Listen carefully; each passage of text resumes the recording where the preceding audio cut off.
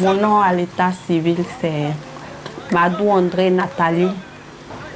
Je suis née le 31 janvier 1986. Un ami d'Abidjan m'a parlé de la Tunisie. Il m'a dit qu'il a son beau-frère, c'est en Tunisie, que lui fait venir les gens. Son beau m'a dit que lui, il prend 250 000 francs. Et puis plus mon agent de poche, il doit avoir 100 000 francs, mon agent de poche, pour venir en Tunisie. Vos questions, vos suggestions, c'est sur Twitter et sur Facebook. Portez-vous bien et à la semaine prochaine. Je suis Marien Djembi Mapessi. Je suis originaire du Gabon. J'ai exactement, depuis le 31 mai passé, 32 ans. Alors, je suis arrivé en Tunisie en 2011, notamment autour de novembre, octobre-novembre 2011. Je foule le sol. Donc, nous sommes dans l'année universitaire 2011-2012. Et Dieu merci, je n'ai pas été comme d'autres qui ont été mal accueillis en Tunisie, mal intégrés donc, et qui ont, à partir de leur atterrissage sur le territoire, ont commencé à avoir des mauvaises expériences du pays. Je suis arrivée un 7 décembre 2016. Comme c'est un réseau, il a appelé une femme, lui-même ne s'est pas déplacé, moi, il a appelé une femme pour venir me chercher. Elle est venue me chercher chez lui. Elle m'a emmenée à El Mana 2. Elle m'a gardé, mais c'était le calvaire là-bas. Je me lève dès 6 heures, je dors à minuit, des fois à 2 heures du matin, des fois à 3 heures.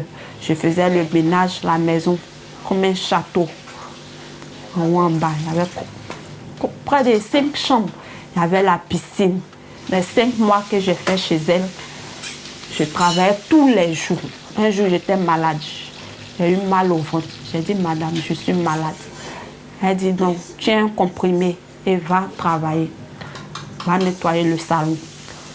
Je suis partie. Elle dit, déplace les fauteuils. Ces fauteuils sont lourds. Moi seule, je déplace ces fauteuils. La table est lourde. Elle me fait déplacer ça. C'était de l'esclavage. J'étais comme une prisonnière. Je ne pouvais pas sortir. Je n'avais pas ma liberté. Je ne pouvais rien faire. Et puis la dame, elle me dit, les 5 mois sont finis, tu vas continuer à travailler avec moi. Je dis non, parce que vous ne m'avez pas laissé me reposer. Donc, je ne peux pas rester dans vos maisons, continuer à travailler pour vous. Elle dit, oh, je n'étais pas méchante avec toi. Je t'achetais des chaussures, des pommades. Et elle dit, non, mais ça ne suffit pas. Le repos d'une personne, c'est un être humain. Quand je vous dis que je suis malade, vous devez me laisser me reposer. Mais vous m'avez fait travailler comme si je n'étais pas un être humain. Vraiment, je n'ai pas apprécié, je n'ai pas aimé.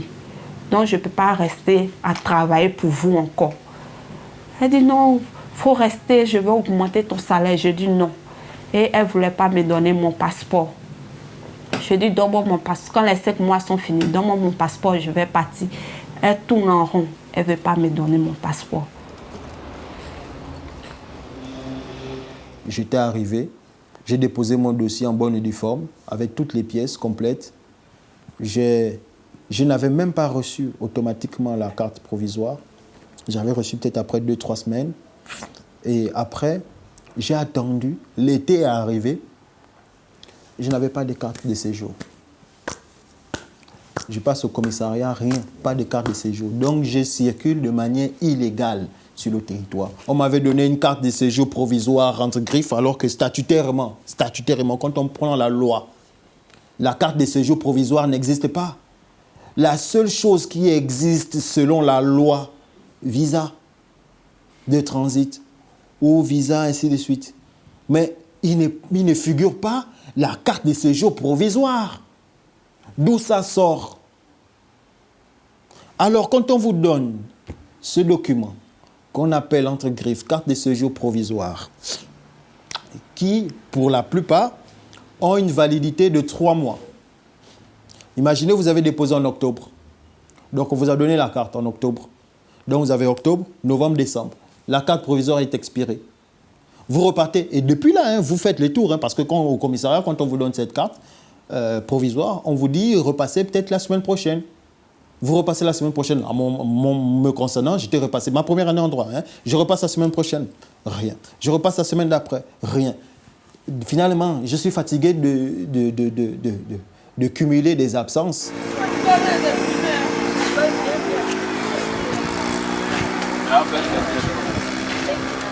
Vivre sans papier, vraiment, quand tu vois les policiers, ton cœur même n'est pas tranquille. Tu as peur. Tu les vois dès que tu fuis.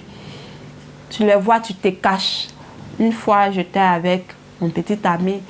Dès qu'ils ont vu que c'est des Africains, ils étaient dans le taxi. En même temps, directement, le policier, il a arrêté la voiture. Et il est venu vers nous. Il dit, monsieur, madame, papier. Ce jour-là aussi, on n'est pas sorti avec notre passeport. On n'avait rien sur nous. On partait dans notre association. Il dit, vous avez des sacs au dos, vous êtes étudiant? Et mon petit ami a répondu non. Moi, il m'a demandé si j'étais étudiante. J'ai dit non. Il dit, tu fais quoi? J'ai dit, femme de ménage. Il a demandé à mon petit ami, tu fais quoi? Lui, il dit, Manawa. Genre, il travaille dans le bâtiment. C'est ce qu'il a répondu. Il dit, aujourd'hui, Bara, Côte d'Ivoire, vous allez rentrer chez vous parce que vous n'avez pas de papiers. Vous allez rentrer. On lui a demandé pardon. Pardon. Il dit, bon, si vous avez 10 dinars, donnez. 10 dinars ou 5 dinars. On dit, non, on a 5 dinars, mais c'est pour payer le taximètre. Il dit, vous n'avez rien d'autre. Il dit, ouvrez le sac. Il a commencé à fouiller le sac. Il dit, ouvrez, enlevez tout ce qu'il y a dedans. Il voulait voir ce qui était dans le sac. Non, mon petit ami a ouvert le sac. Et il a vu, il dit, vous dites, vous n'êtes pas étudiant, pourquoi vous avez des cahiers sur vous? Il a commencé à dire, Tachivi, on a une association, donc on va faire notre réunion. C'est comme ça, il était gentil et puis il nous a laissés. Mais si c'est d'autres, ils vont te prendre en même temps au 18 janvier. Tu vas appeler tes parents, ils vont payer ton billet et puis tu vas te retourner dans ton pays. La loi dit qu'on n'a pas le droit de travailler, vraiment. On travaille clandestinement, vraiment. Donc ça fait que tu ne peux pas aller te soigner. Si on t'agresse aussi, tu ne peux pas aller te plaindre, tu ne peux pas aller à la police puisque tu n'as pas tes papiers, tu n'es pas en règle. Tu te dis quoi? Tu te mets une seule chose en tête. Si on m'a agressé, si je vais à la police, ils vont me demander papier. C'est comme ça. Dans nos têtes, ça fonctionnait. Donc, ce n'était pas facile. L'accès aux soins aussi, te dire si tu vas à l'hôpital, si tu es malade, tu vas à l'hôpital. Ils vont te demander tes papiers. Donc, tu es à la maison, ça va ou ça ne va pas, ou tu es à la maison. Toi seul, tu te traites. Toi seul, tu te soignes.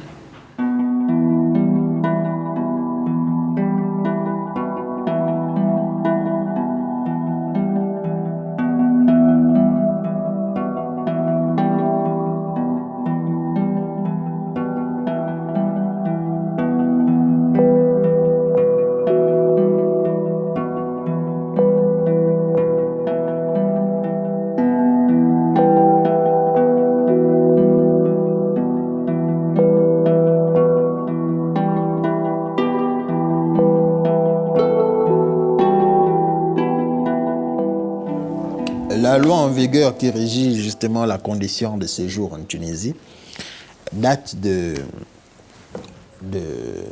8 mars 68. On parle de 68. 68, nous sommes en 2019, voilà. Si on s'amuse un peu à faire le calcul, donc, voilà, nous faisons 2019 moins 1968, 51 ans. 51 ans. 51 ans. Donc vous comprenez que c'était des lois qui prenaient en compte des situations tout à fait normales où un étranger était de passage en Tunisie, était en transit. Et d'ailleurs, quand vous ouvrez la disposition de la loi, voilà,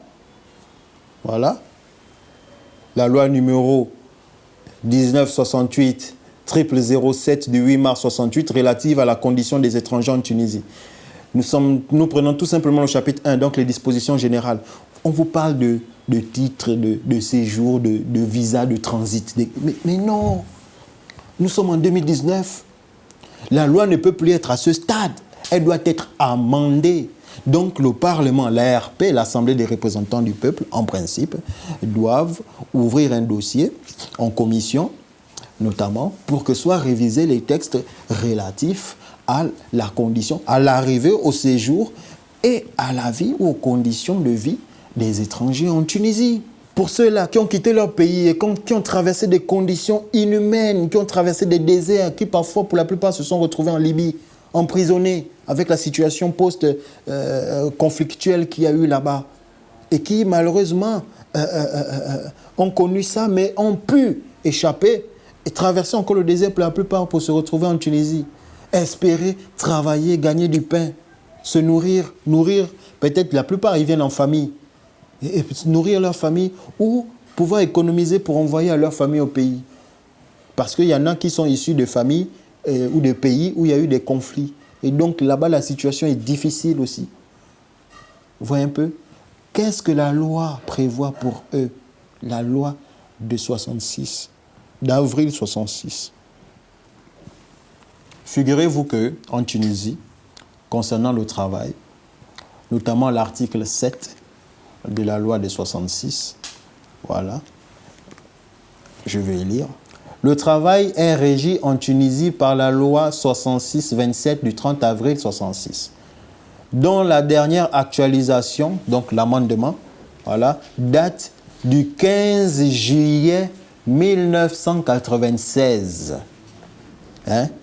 En son article 7, la loi dispose que le travailleur étranger, le travailleur, donc la personne physique, le travailleur étranger est régi par les dispositions réglementant l'entrée, le séjour et le travail des étrangers en Tunisie. Donc vous comprenez, la loi du travail, la loi qui concerne, la loi qui a donné vie au Code du travail et qui concerne tous les travailleurs sur le territoire tunisien, ne concerne pas l'étranger, ne concerne pas le frère africain.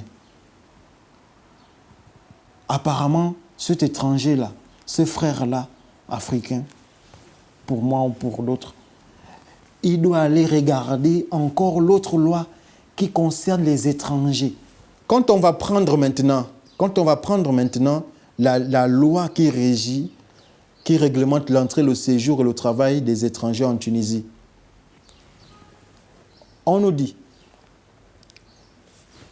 quand le législateur fait référence à cette loi, voilà, du 8 mars 68, bien sûr, voilà, dans l'article 6 de la loi du 8 mars, le législateur dit ceci.